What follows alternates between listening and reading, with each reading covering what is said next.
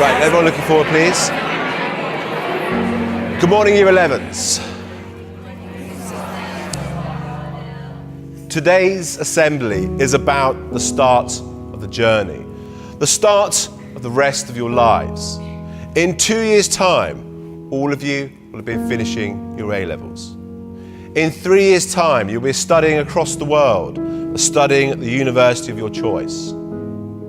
In 5 years' time, you'll have started your careers. Many of you will be in this room working for the top institutions across the globe. You will then get married. You then may buy a house. In 10 years' time, your life will be set for you. In 15 years, you'll be 30. And from then on, your path in your life will be set.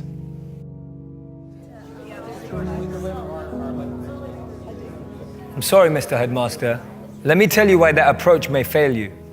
I know people who graduated at 21 and didn't get a job till they were 27. I know people who graduated late at 25 and they found work immediately.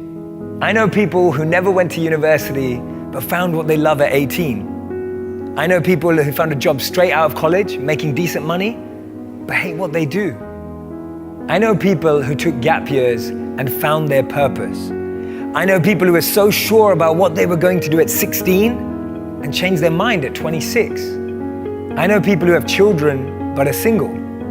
And I know people who are married but have had to wait 8 to 10 years to have children. I know people in relationships who love someone else.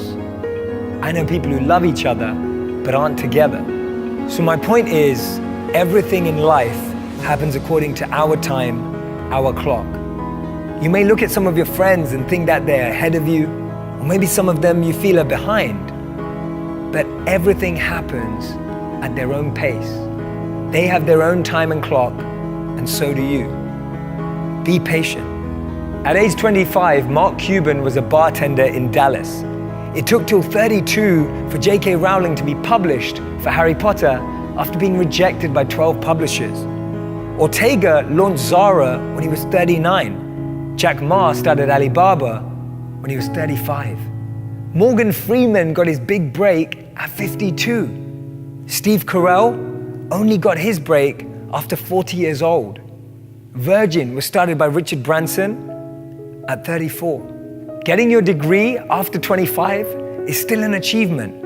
Not being married at 30 but still happy is beautiful. Starting a family after 35 is still possible.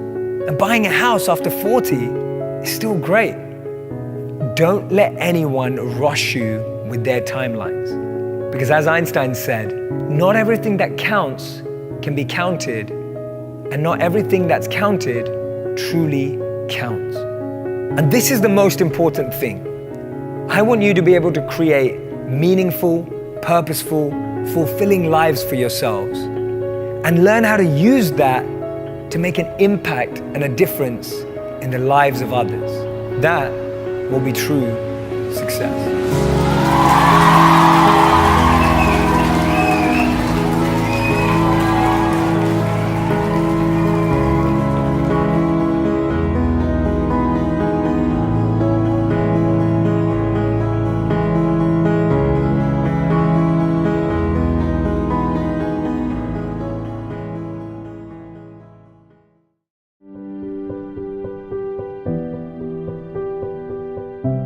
The story goes that Marcus Aurelius hired an assistant to follow him as he walked through the Roman town square. The assistant's only role was to, whenever Marcus Aurelius was praised, whisper in his ear, "You're just a man, you're just a man." They say two things define us: our patience when we have nothing, and our humility when we have everything. You know, the greatest thinkers on the planet believe that they're perpetual learners, perpetual students of reality and of life. And it was actually Maya Angelou who said that actually I've learned that I still have a lot to learn. The person that we will become in 5 years is defined by the people that we spend time with today and the books that we read today. That's why who we associate with, who we spend time with, who we absorb our energy with will really define what's on our mind. And often what limits our learning is that we believe we already know. We believe that we already have knowledge. We already believe that we have the answer. But actually opening up ourselves to learn from the people around us, selectively choosing people who can be guides and wise advisors. We often find that this feeling of knowing makes us actually judge others and criticize others. And that's why we see that judging is critical, but observing can be educational. And therefore, we should be so focused on improving ourselves that we don't have any energy to criticize anyone else. And when we're focusing on improving ourselves, we'll surround ourselves by people who challenge the way we think, who question the way we behave. And that's why if you're looking around and you find yourself being the smartest person in the room, change rooms, you're in the wrong one. You want to be around people who lift up the way you think, who lift up your mindset, who really take you to new dimensions and horizons that you could never ever imagine yourself. I believe that we should never let compliments get to our head and never let criticism get to our heart, because when we do that, we can start to build with genuineness and authenticity. When we're humble, we can actually grow and rise up and always feel that we're learning, always feel that we're developing, always feel that someone can share insight at any moment that can change our lives. Have you ever found it that similar situations keep coming into your life and actually nothing ever goes away until it teaches you what you needed to learn? So when we don't extrapolate lessons from situations, we have to take that test again. We almost have to learn that lesson again, and therefore simultaneous or repetitive situations keep approaching us in our lives. When we realize that we're students for life, instead of making people see how powerful we are, we'll want people to understand how powerful they are, and we'll learn how to empower others. We'll actually attract people to work with us to achieve our goals. They say it's better to know how to learn than to know.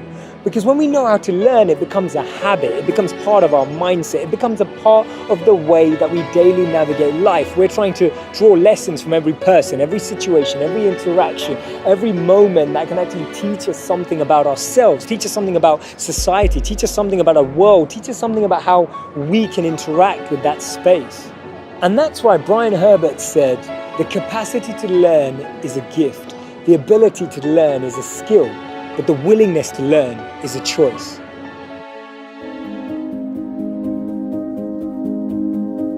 Monk life is ultimately training in self-actualization and self-awareness. It's meant to start when you're 5. The problem is we all went to normal schools that try to put stuff in us rather than take stuff out of us. It's crazy. You talk about this, right? Like, you were told at school that you weren't very good and you weren't good at English, and now you have a New York Times bestseller, right? Yeah. And it's like, but no one noticed that potential inside you. No one noticed that, oh, Lewis was really creative. Right. And you're not the only person. There's so many people who feel like that. So the modern schooling system didn't extrapolate your self-actualization, your element, and just try to put maths, English, science inside. So the point is that you're trying to get to such a strong foundation that when you interact in the world, you're going with a sense of strength, fuel, energy to make a difference, rather than going into the world and then going, oh my God, where am I, trying to figure it out. And I find what happens today is that when you don't, we all know this, self-love has become such a big thing now. And when people don't figure out, it's like a huge trend now. But my point is that if you don't start at a place where you have self-awareness, self-actualization, you have figured out what works for you, what your strengths are, how you want to be in an environment, when you walk out there, most of us just pretend to be someone else. Most of us get lost. Most of us get carried away.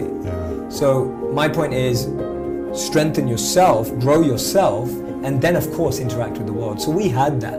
And that's what I noticed when I lived as a monk, that people were so far removed from their own understanding of themselves that they were either lost living a life they didn't want to, lost living up to someone else's expectations, or lost becoming someone to impress someone else. And so people were their real identity is almost buried under 6 feet of multiple identities they've created. And that's what I started to notice. We have a social media identity, we have a LinkedIn identity, we have a Twitter identity, we have a Facebook identity. Then we have an identity we are to our boss. Then we have an identity we are with our Friday night friends. Then we have an identity we are to our Sunday people. And we just created all of these identities. And if you ask people, who are you? We struggle to answer that question. And so as a monk, you're just taught to dig deeper beyond all those identities and kind of, again, bring out yourself rather than define yourself. So that was what I noticed. I just started to notice that people had a big lack of self-actualization. They were very disconnected from what they wanted, needed, and understood about themselves. And most people's identities were crafted by the reflection in this mirror of their mom, dad, friends, boss, partner, whatever.